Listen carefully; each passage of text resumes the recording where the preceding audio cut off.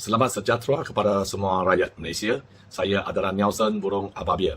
Banyak orang kenal saya disebabkan saya lah orang yang kira banyak membocorkan rahsia-rahsia penyelewengan yang telah berlaku di pemerintahan DAP Pulau Pinang dan juga skandal-skandal terung dan skandal-skandal banyak berkaitan banglo, berkaitan dengan Lim Kuan Eng. So banyak orang kenal saya. Dan baru-baru ini saya juga viralkan satu video untuk memperjuangkan kepada 500 keluarga yang telah ditipu oleh sebuah syarikat pemaju yang dimiliki oleh Tan Sri Musa Hassan semasa CCC diluluskan.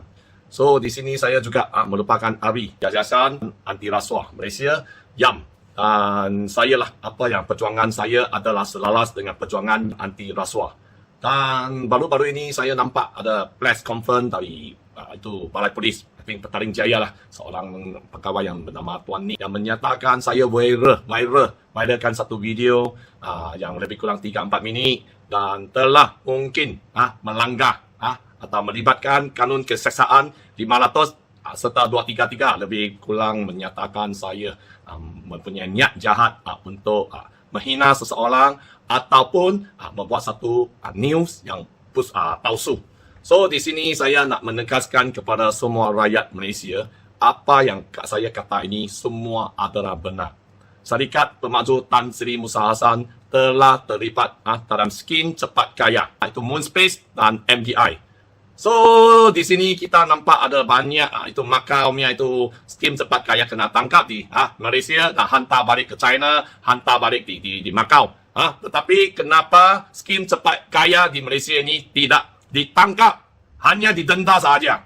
So di sini saya lagi nak menyatakan sekali lagi, saya berharap polis diraja Malaysia dengan baik-baik.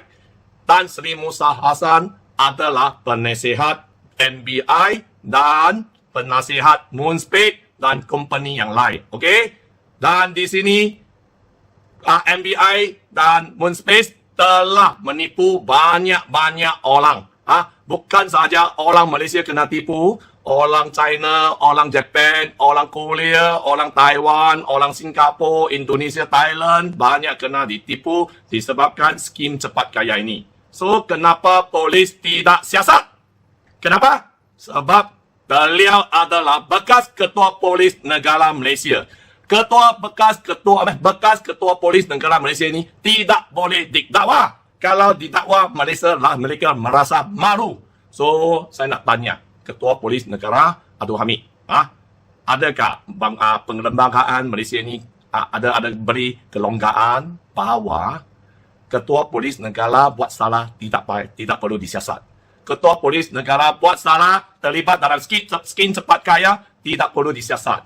Polis negara yang buat syarikat pemaju beliau buat salah di bangunan saya telah menipu banyak orang tidak perlu disiasat. Walaupun laporan polis telah dibuat sudah 3 tahun ini, semua ditutup dan pegawai yang cuba tutup kes ini semua naik pangkat sehingga saya kena didakwa. Mau ikut bombanya Allah.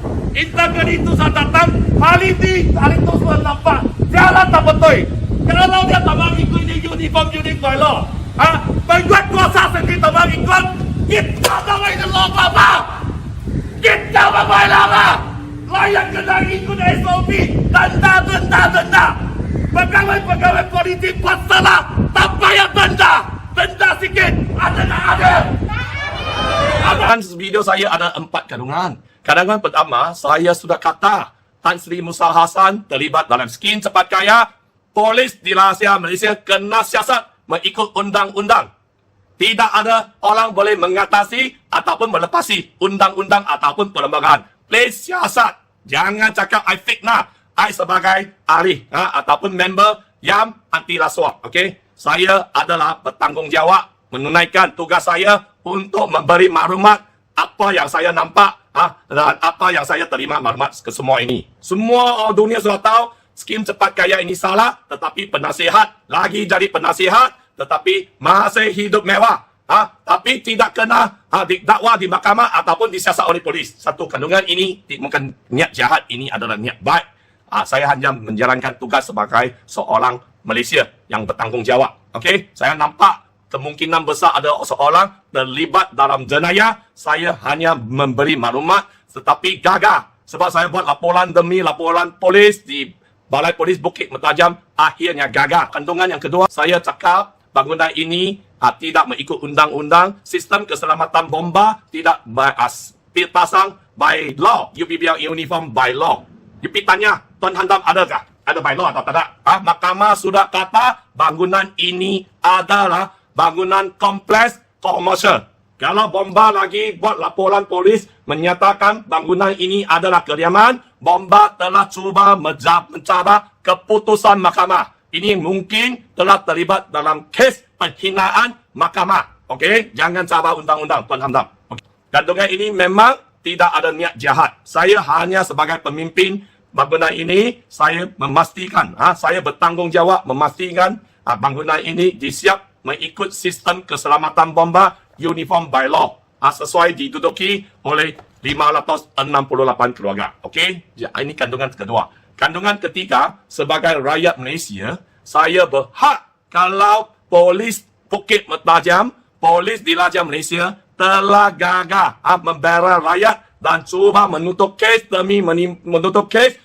Banyak orang, kami penduduk sudah banyak kali pergi melaporkan polis, akhirnya kami didakwa melampas handphone di balai polis. Polis Inspektor Kunis cuba buat kes palsu.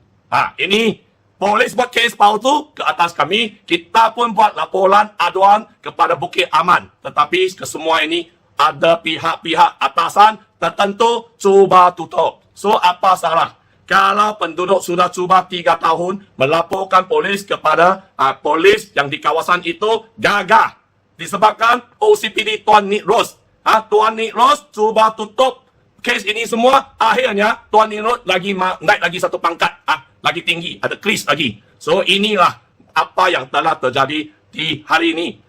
Penduduk ataupun rakyat di Pulau Pinang, BNC Timur telah kecewa dan kehilangan keyakinan terhadap Balai Polis Diraja Malaysia Bukit Mertajam. So akhirnya kita sudah berkumpul secara aman, okey? Dan mengadakan satu press conference dan kami hanya meminta perhatian ataupun pertolongan Perdana Menteri Malaysia Tan Sri Muhyiddin Yassin. Apa ini salah? Adakah meminta bantuan ataupun perhatian Perdana Menteri Muhyiddin?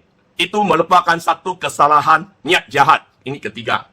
Keempat, kandungan keempat, penduduk tahu kes ini telah berlaku sudah 3 tahun, sudah tukar 3 Perdana Menteri. Dari Perdana Menteri Najib ke Mahathir, akhirnya sekarang Muhyiddin. Kita pun takut Muhyiddin tidak berani mengamalkan tugas dia dan cuba tutup ke semua kes-kes tipu ini. Kita takut, tapi kita memang percaya kita akan cuba. Dan I think 2 minggu yang lepas saya sudah pergi ke itu Kakak Tagore jumpa pegawai Muhyiddin. So saya akan tulis satu memorandum kepada dia selepas ini. So apa salah?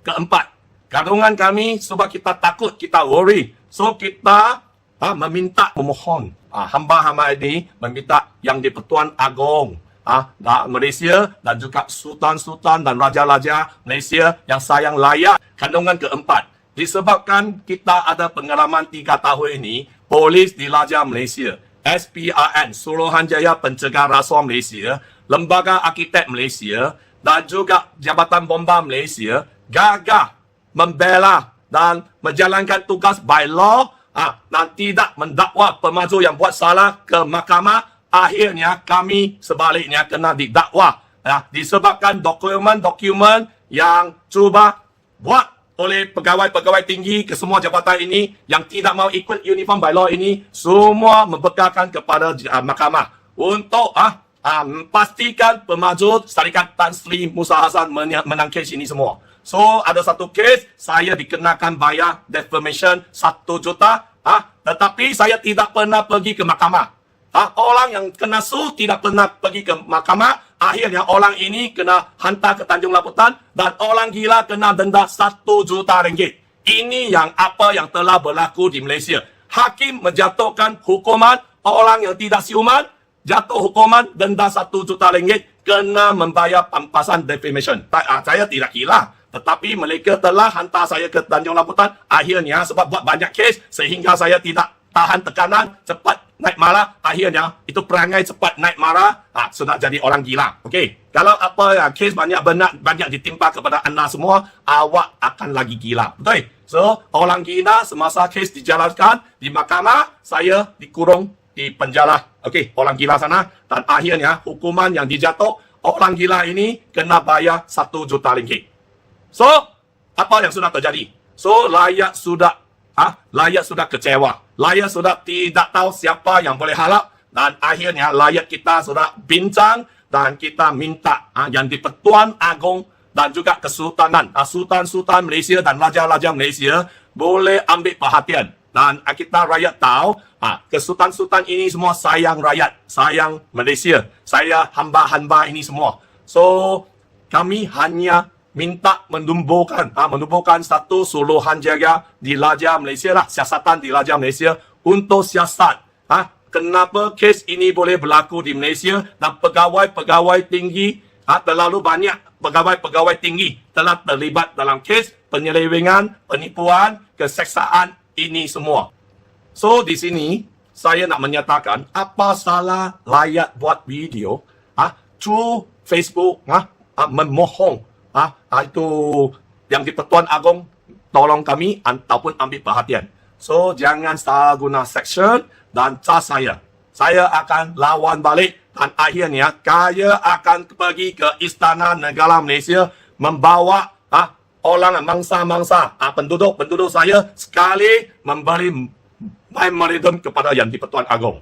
So, please siasat Tan Sri Musa Hassan. Kalau you tak tahu, jangan buat press conference dulu. Telefon saya 016 412 3000. Saya akan memberi apa penipuan demi penipuan dokumen black and white selama ini yang dilakukan oleh pemaju syarikat Tan Sri Musa Hassan. So, terima kasih. Daurat tuanku, ampun tuanku. Terima kasih.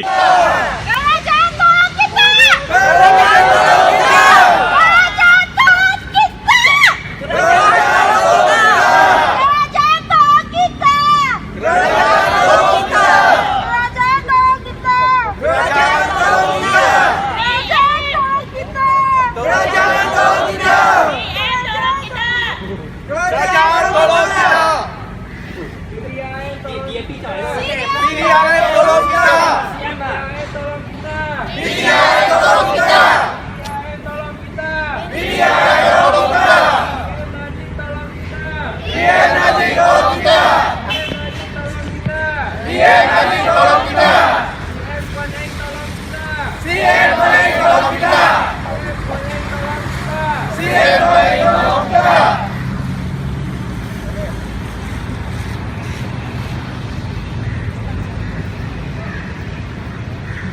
Kita minta yang di Pertuan Agong yang sayang kita, hamba-hamba ini semua.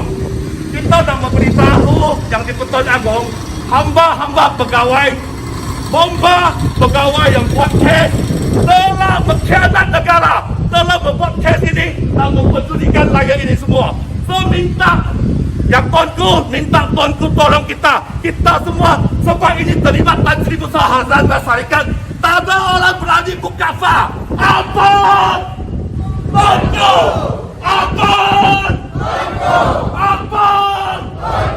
Kita minta yang di Pertuan Agong, Sultan Pahang, Sultan Malaysia yang sayang rakyat, minta buka fa, minta tubuhkan Suruhanjaya di Raja Siasatan Malaysia untuk memperbetulkan ke arah ini. Sebab pegawai-pegawai atas saya ini semua tipu,